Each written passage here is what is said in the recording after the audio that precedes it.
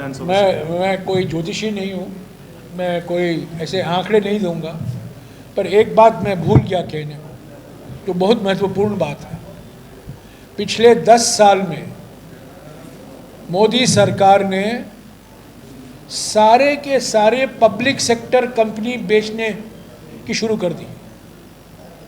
Airport बेचा गया है, पोर्ट बेचा गया है, नालकों को बेचने वाले थे। और मुझे जानकारी है कि उनके मन में ये भी सोच थी कि रूरकेला का स्टील प्लांट भी बेचा जाएगा।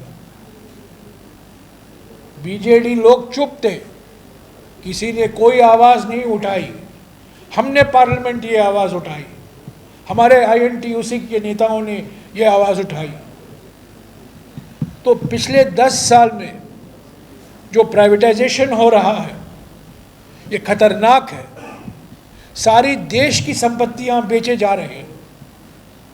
अगर नालको बेचा जाएगा, रूरकेला बेचा जाएगा, पारादीप बेचा जाएगा, पोर्ट, एक समय आएगा हीराकुद भी बेच देंगे।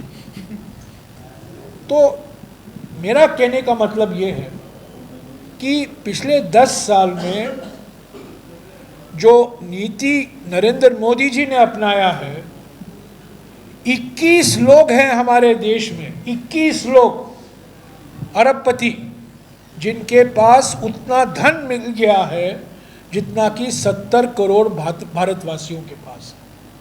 21 भारतवासी यानी कि पूंजीपति, अरबपति, और दूसरे तरफ 70 करोड़ भारतवासी।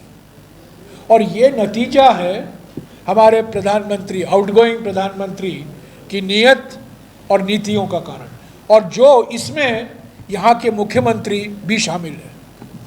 During 2022 and 2023, Mr. Rahul Gandhi walked 4,000 kilometers from Kanyakumari to Kashmir. 4,000 kilometers, 150 days he walked from Kanyakumari to Kashmir. In 2023-24, he travelled 6,600 kilometers from Manipur to Mumbai. That was the new life of the Congress. Congress has already got the Sanjeevani. There is no such thing as last war for Congress. Nobody can write the Congress off from the nation's political life. Without the Congress, Indian politics is incomplete. Indian democracy is incomplete. This book I was showing you, this was adopted by the Constituent Assembly on the 25th of November 1949. And when Dr. Ambedkar spoke, he said, it is because of the Congress party that we have got the Constitution of India. This is Dr. Ambedkar who said this. If there is no Congress party, there is no constitution. It's very clear. So we are fighting an election, but we are also fighting a battle of ideology. That is what the Bharat Jodo Yatra and the Bharat Jodo Nyaya Yatra was. We will fight elections. We will win some, we will lose some. But the ideology fight, we have to continue. Because we are fighting an ideology that goes against the very idea of the Constitution. Well, let me deal with your second issue first. The reason why the outgoing Prime Minister has adopted emotive issues, I wouldn't call them emotive issues, I would call them divisive issues.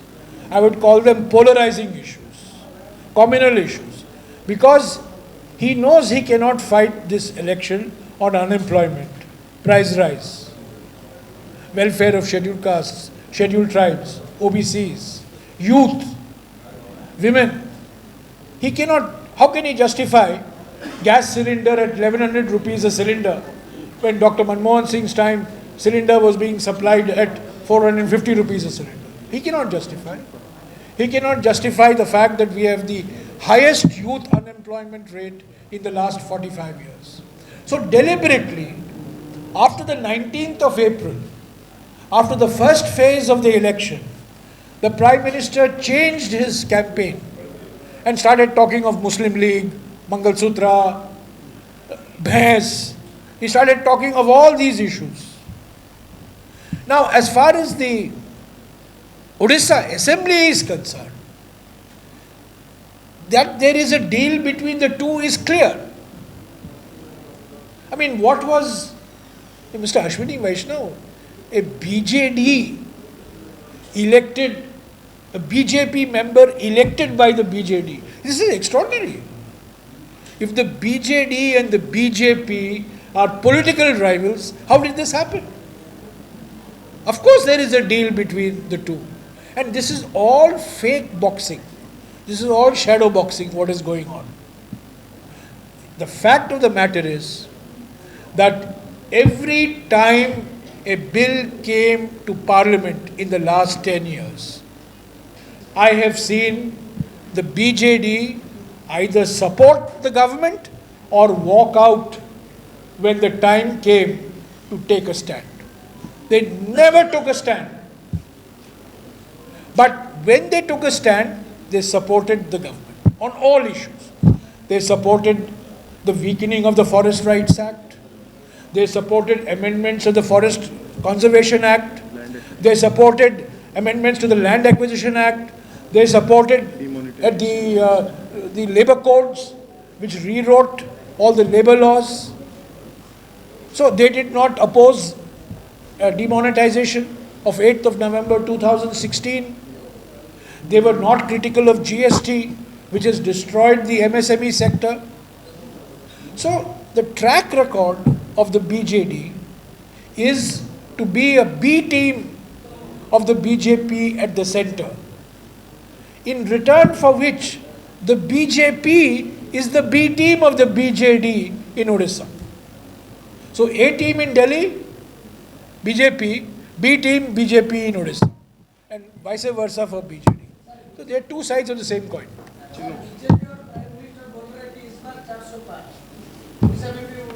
ये 400 पार के पीछे क्या राज है?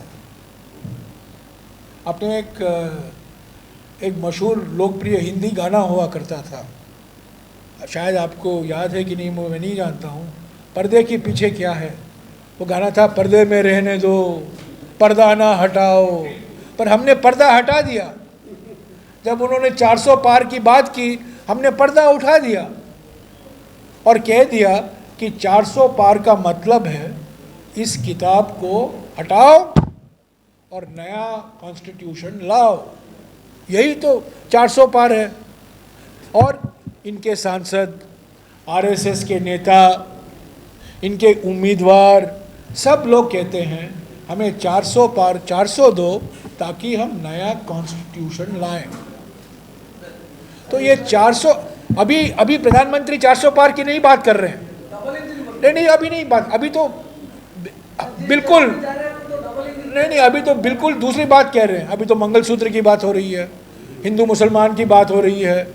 आपके पास अगर 2 भैंस है, 1 भैंस कांग्रेस ले लेगा, इसकी बात हो रही है।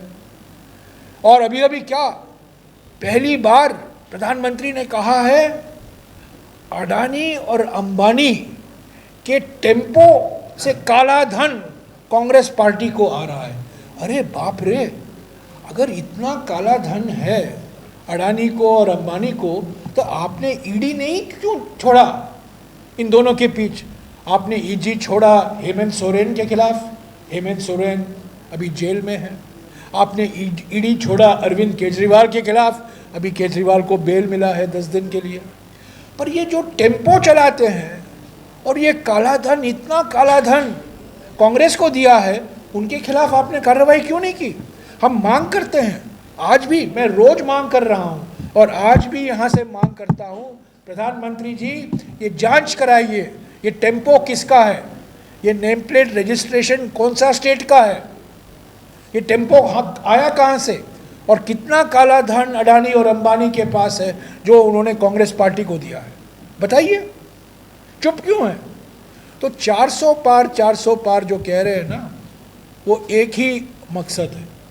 400 पार माने ये कॉन्स्टिट्यूशन हटाओ और आरएसएस का कॉन्स्टिट्यूशन लाओ। मानस एक मिनट मानस बोल। 1 सेकेंड, एक और सवाल जो आप लोग मैं करना चाहता हूँ, एक और सवाल। मुख्यमंत्री से हमने कई सवाल पूछे हैं। प्रधानमंत्री ने, माने आउटगोइंग प्रधानमंत्री ने 16 लाख करोड़ रुपया अपने पूंजीपतियों दोस्तों का माफ़ किया है। लोन जो लिया गया है बैंकों से 16 लाख करोड़। हमने मांग की है और हमने गारंटी दी है, हमारे सेंट्रल गारंटी और स्टेट गारंटी, हमने कहा है कि किसानों का कर्जा हम माफ़ करेंगे। 2008 में 72,000 करोड़ 72,000 करोड़ रुपया लोन कर्जा माफ़ी मनमोहन सिंह जी के सरकार ने किया था। मैं नवीन पटनायक जी से पूछना चाहता हूं, क्या आप ये कर्जा माफ़ी के पक्ष में हैं कि नहीं? क्यों आपने कर्जा माफ़ी की मांग नहीं की है केंद्र सरकार से? जब 16 लाख करोड़ माफ़ किया जा सकता है, किसानों का 1 रुपया भी माफ़ नहीं किया गया और आपने अपनी आवाज़ नहीं उठाई है। तो ये मौनी बाबा जो है, पिछले 10 साल में ये सब मुद्दे पर इन्होंने प्रधानमंत्री और बीजेपी को घेरा नहीं, और आज प्रधानमंत्री और मुख्यमंत्री ये दिखाना चाहते हैं कि वो आपस में, उनके आपस के बीच में ये लड़ाई हो रही है। ये बिल्कुल नकली लड़ाई है, ये कोई असली लड़ाई नहीं है, असली मुकाबला नहीं है, क्योंकि यही एक ही बिस्तरे में लेटे हुए हैं और एक ही सिक्के के 2 चेहरे। 1984 में कि हमें 400 पार दो, राजीव गांधी ने कभी नहीं 400 पार का नारा दिया था। एक पहली बात। दूसरी बात, इस बार प्रधानमंत्री के आर्थिक सलाहकार विवेक डेबरॉय, प्रधानमंत्री के एक सांसद कर्नाटक में अनंत हेगड़े, प्रधानमंत्री के एक उम्मीदवार राजस्थान में ज्योति मिर्धा, मोहन भागवत, मनमोहन वैद्य, आरएसएस के सभी ने कहा है कि हमें नया संविधान चाहिए। ये शब्द हमने कभी नहीं कहा। कांग्रेस पार्टी ने पंडित नेहरू के ज़माने से कभी नहीं कहा है कि हमें 400 सीट दो, 400 पार, 400 पार, 400 पार, हमने कभी नहीं कहा। ये पहली बार हो रहा है कि 400 पार की मांग आ रही है, नारा लगाया जा रहा है। और असली बात यह है कि इस संविधान को बदलने के लिए, तो इस संविधान को सुरक्षित रखने के लिए हम ये लड़ाई लड़ रहे हैं। लोकतंत्र को बचाने के लिए हम ये चुनाव लड़ रहे हैं। जगदीश, बिल्कुल गलत है। मैंने सही आंकड़े कल ही, परसों ही मैंने दिलवाया था। यूपीए 10 साल में आप देखिएगा उड़ीसा के बजट के लिए कितना सहायता केंद्र सरकार से आया, कितना मोदी सरकार के समय में आया। 10 साल मनमोहन सिंह जी के कार्यकाल में 48% बजट सेंट्रल गवर्नमेंट से आया। नरेंद्र मोदी के कार्यकाल में 41% केंद्र सरकार से आया। इसका माने क्या है कि केंद्र सरकार से जो सपोर्ट मिलता है राज्य सरकार को, वो मनमोहन सिंह जी के ज़माने में, यूपीए के ज़माने में, कांग्रेस के ज़माने में और बहुत ज़्यादा था जब मोदी के ज़माने में। 48% था, अभी 41% हुआ है। ये आंकड़े मेरे नहीं हैं, ये सीएजी के आंकड़े हैं, ये सरकारी आंकड़े हैं, बजट के आंकड़े हैं, नीति आयोग के आंकड़े हैं, मेरे आंकड़े नहीं हैं। सॉरी, कौन?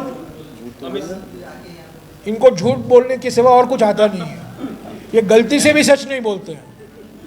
मैं आपको सीधा बता दूं, मुझे कोई आपत्ति नहीं है कहने में, जो आंकड़े वो देते हैं वो झूठ होते हैं। सर, इनका 4 लीडर भी 4 आंकड़ा दे चुके हैं। अमित शाह जी एक आंकड़ा दे रहे हैं, धर्मेंद्र प्रधान जी एक आंकड़ा दे रहे हैं।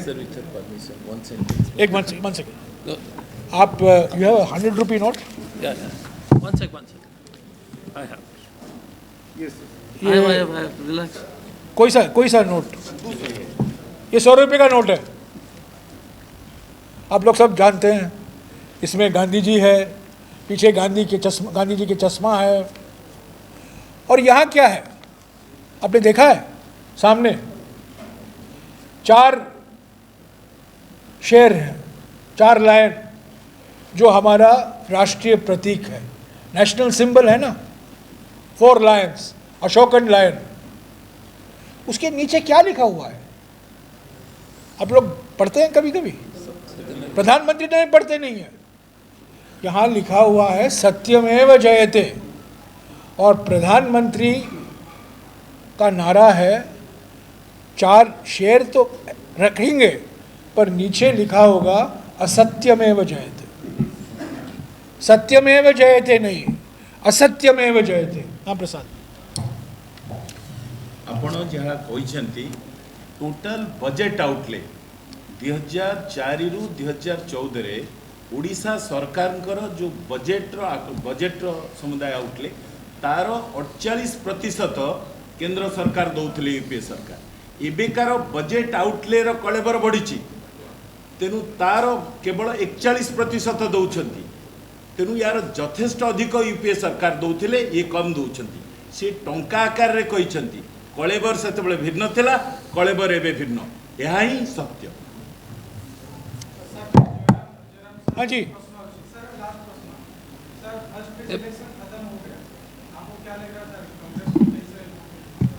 Sorry, First phase is over. Orissa में फर्स्ट फेज इलेक्शन खत्म हुआ। यार आप रामायण के बाद आप मुझे पूछ रहे हो ये सवाल। मैंने कहा है लोकसभा चुनाव में 4 चरण के बाद 379 सीटों में चुनाव हो चुके हैं, 379, और इसमें एक ही नतीजा है, दक्षिण भारत में बीजेपी साफ, उत्तर भारत, पूर्वी भारत और पश्चिम भारत में बीजेपी हाफ। तो बीजेपी को जनादेश मिलना असंभव है, जितना भी वो ईवीएम मैनिपुलेशन करें, और रोज करते रहते हैं। जनता ने मन बना लिया है कि बदलाव आएगा। आपने सवाल पूछा उड़ीसा में पहले चरण के बाद क्या दिखाई देता है। मैं आपको पहले भी कह चुका हूँ, मैं फिर से दोहराऊंगा, हमें पूरा विश्वास है कि जिस शक्ति से, जिस उमंग से हम लड़ रहे हैं, और जो मुद्दे हमने उड़ीसा के सामने रखा है, ख़ास तौर से किसान, आदिवासी, महिला और युवा, इन 4 वर्गों को लेकर जो हमने गारंटियां दी हैं, ये बिल्कुल हमें फिर से जनादेश दिलाने में हम सफल होंगे, जनादेश मिलने में हमें सफलता मिलेगी। Last question. Yes yes Yes, sir. सवाल ये है कि देखिए जो नरेंद्र मोदी बोल रहे हैं कि 400 पार होगा तो संविधान बदल लेगा, तो संविधान बदलने से जो फायदा किसको होगा और जो ये लॉस किसको होगा? ओके, सही सवाल पूछा आपने। ये कॉन्स्टिट्यूशन ऑफ इंडिया 26 नवंबर 1949, 26 नवंबर 1949 को संविधान सभा में अपनाया गया। ठीक है, ये डेट याद रखिएगा, 26 नवंबर 1949। 4 दिन बाद आरएसएस का एक प्रकाशन है, ऑर्गेनाइजर, आप लोग सब जानते हैं, ऑर्गेनाइजर एक आरएसएस का वीकली है। उसमें एक लेख आता है, यानी कि 30 नवंबर 1949, कि ये संविधान में भारतीयता कुछ नहीं है, ये विदेशी संविधान है, ये भारतीय संविधान नहीं है। क्यों? क्योंकि इनमें मनुवादी आदर्शों का कोई जिक्र नहीं है। ये प्रेरणा इस संविधान को मनुस्मृति से नहीं मिला है और कहीं से मिला है। असली बात तो ये है कि जो विचारधारा चाहती थी कि मनुस्मृति हमारा संविधान बने, वो बहुत नाराज हो गए इस संविधान से और 70 साल से लड़ाई लड़ रहे हैं किसी भी हालत में हम इस संविधान को हटाएं। देखिए, संविधान में संशोधन लाना एक बात है। हमने संविधान का संशोधन किया। जब ये संविधान अपनाया गया, उड़ीसा का नाम था उड़ीसा। तब संविधान में संशोधन लाया गया, उड़ीसा बन गया और 8 शेड्यूल में ओडिया बन गया, ODIYA बन गया ODIA। ये संविधान में संशोधन लाए। तो संविधान में संशोधन लाते रहते हैं। हमने संविधान बदला नहीं। संविधान में जो सिद्धांत है, सामाजिक न्याय, आरक्षण, सेक्युलरिज्म, पंथ निरपेक्षता, डेमोक्रेसी, पार्लियामेंट्री डेमोक्रेसी, ये हटाना चाहते हैं। ये बात है। आपने बोला कि ये जो संविधान है विदेशी संविधान है, तो अपना भारत का जो संविधान जो बनाने के लिए मैं नहीं, अरे बाबा, आप मेरे शब्दों को तोड़ मरोड़ मत कीजिएगा। आप प्रधानमंत्री के माफिक शब्दों को तोड़ मरोड़ मत करिएगा। मैंने कहा ये आरएसएस का विचारधारा है, आरएसएस विचारधारा है यार। आरएसएस ने कहा है, One second. let me finish. Let me finish. Let Jairam ji. 26 नवंबर 1949 में ये संविधान अपनाया गया। 30 नवंबर 1949 1949 ऑर्गेनाइजर में एक लेख आया और उस लेख में लिखा गया कि ये संविधान में मनुवादी आदर्श नहीं दिखते हैं, इसमें भारतीयता क्या है, ये आरएसएस ने कहा है ऑर्गेनाइजर में। समझ गए? ठीक।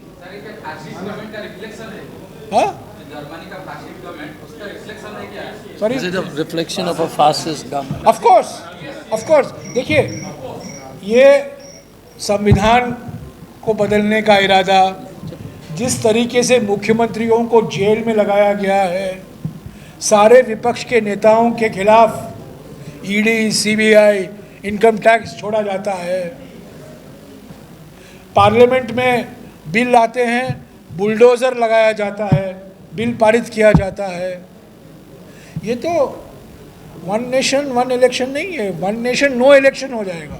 यहाँ पे जो माइनॉरिटी जैसे नाजी शासन जैसे होता है, यहाँ पे मुस्लिम कैसे डील करते हैं? क्या सवाल क्या है? What is saying is the Jews. One second. Will the Muslims also be like Jews? We should say all SC, ST, OBC. हम लोग सब खतरे में हैं। Hey, लोकतंत्र खतरे में है, दलित खतरे में है, आदिवासी खतरे में है, पिछड़े वर्ग खतरे में है, युवा खतरे में है।